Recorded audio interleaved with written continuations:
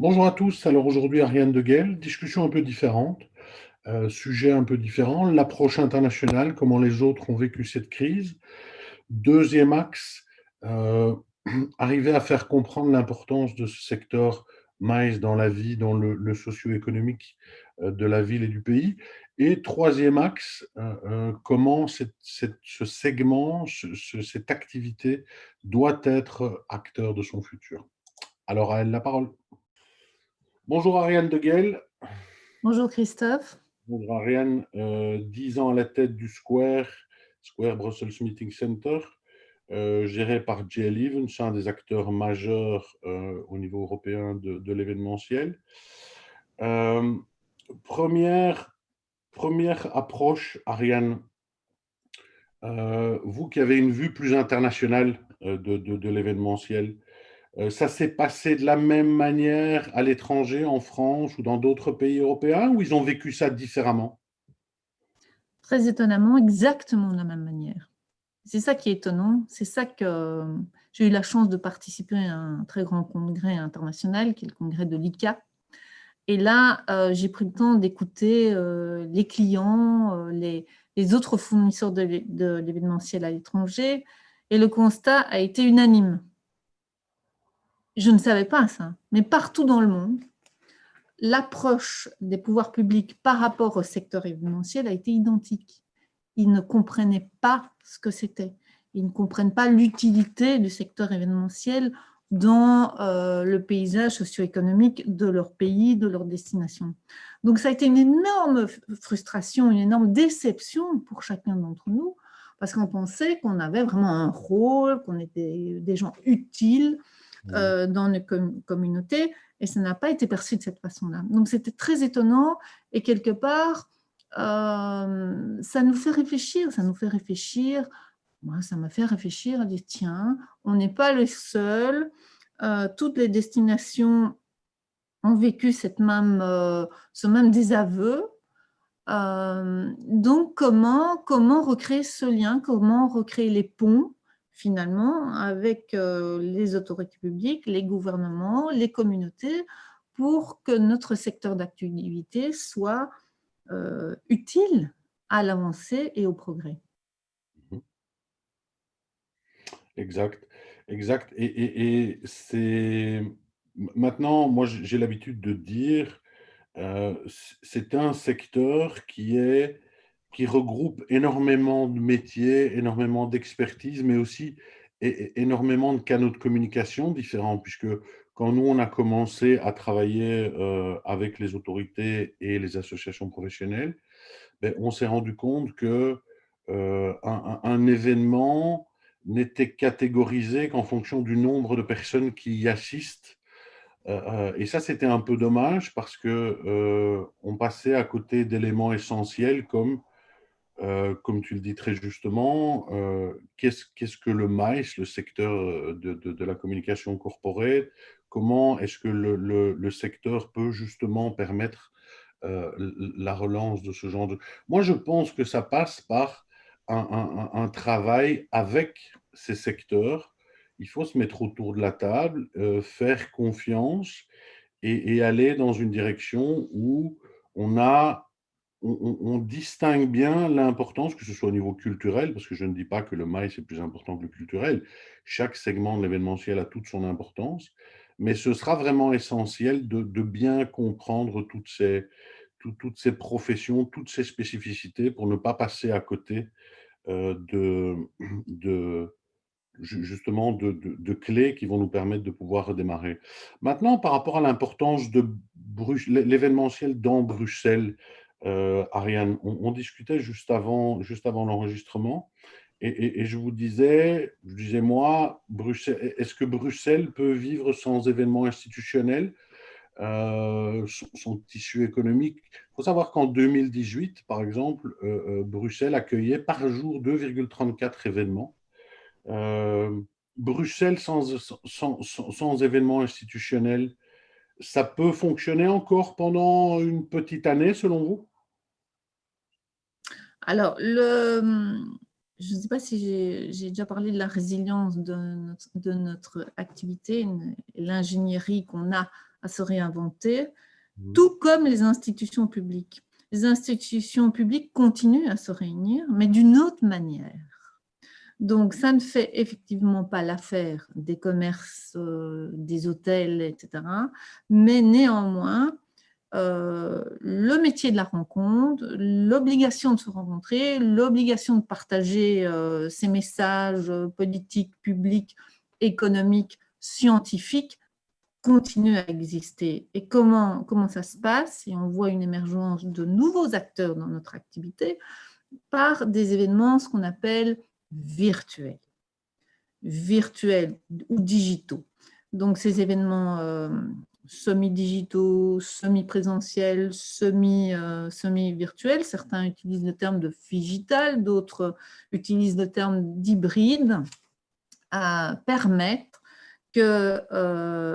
à notre secteur de continuer sa vie et d'entamer sa résilience.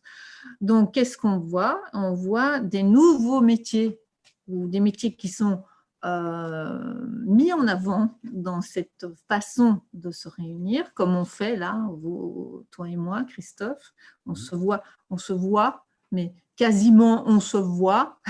On ne se voit pas tout à fait. On n'a pas cette petite émotion, ce petit battement de cils qu'on verrait si on était face à face de manière physique, mais ça existe. Donc, il y a des professions qui vont exploser, qui auront beaucoup de travail dans les prochains mois, justement grâce à ces nouveaux événements, ces plateformes virtuelles qui occupent maintenant notre paysage événementiel. Donc, c'est assez intéressant ce qui se passe. La bonne question, c'est comment on enclenche le mouvement, comment on se retrouve dans ce mouvement, qu'est-ce qu'on doit mettre en place pour répondre à la demande des clients. Il ne faut pas qu'on perde le lien avec nos clients. C'est ça notre défi. Et il faut qu'on ait des réponses intelligentes à apporter à nos clients. C'est ça notre boulot, finalement. On a toujours été capable de le faire. Depuis la nuit des temps, on se réunit. Il y a eu des guerres, le secteur événementiel a ressurgi, et chaque fois a remis en place son organisation. Il y a eu des guerres, il y a eu des attentats. Maintenant, on a le Covid. C'est pas grave, on restera là, on continuera notre activité différemment en intégrant des nouveaux opérateurs dans notre environnement. Voilà, c'est ça qui se passe. Et les institutions publiques, elles communiquent tous les jours, mais autrement. Oui, mais ça ne remplace pas. Moi, j'aime bien la définition que tu avais donnée quand on a préparé l'enregistrement, de dire l'événement virtuel, c'est presque un événement. C'est C'est la définition, hein. Virtually en anglais, ça veut dire quasiment, presque. Donc, ça a l'apparence, mais ça n'a pas la même saveur. un peu comme Canada Donc, Dry dans les années 80. voilà, exactement. Donc, pour l'instant, le présentiel n'est pas mort. Euh, il ressurgira, il reviendra. Et on ne sait pas tout à fait quand. Hein. Ça, c'est vrai que c'est très, très anxiogène de ne pas savoir quand on retrouvera notre activité en présentiel, en face à face, face to face. On n'a pas de date, on n'a pas de certitude, mais ça nous permettra d'appréhender ces nouveaux métiers et d'être, comme toujours, professionnels dans toutes les façons de se rencontrer. C'est ça notre défi aujourd'hui. Et l'autre défi, c'est de pouvoir, comme tu l'as dit en introduction, c'est de pouvoir apporter notre pierre à l'édifice, faire avancer nos communautés, l'activité économique et sociale, où on est un activateur, on est un incubateur, on est un incubateur. On fait avancer les choses, nous. On fait avancer l'éducation permanente, on crée des emplois, et ça, c'est très important, et je pense qu'on doit plancher là-dessus. On doit vraiment plancher là-dessus pour retrouver la connexion avec les autorités publiques, avec nos gouvernements, avec les entreprises pour remettre notre secteur d'activité dans les politiques de communication de tous les groupes de toutes les parties de clients que nous servons aujourd'hui. Enfin, Oui, nous servions hier, pardon. oui, oui, oui, oui. Petite, petit complément d'information. Entre le premier confinement, le deuxième confinement, tu me disais que vous aviez pu avoir certaines activités qui, même au niveau de la WIC, ont dû être adaptées.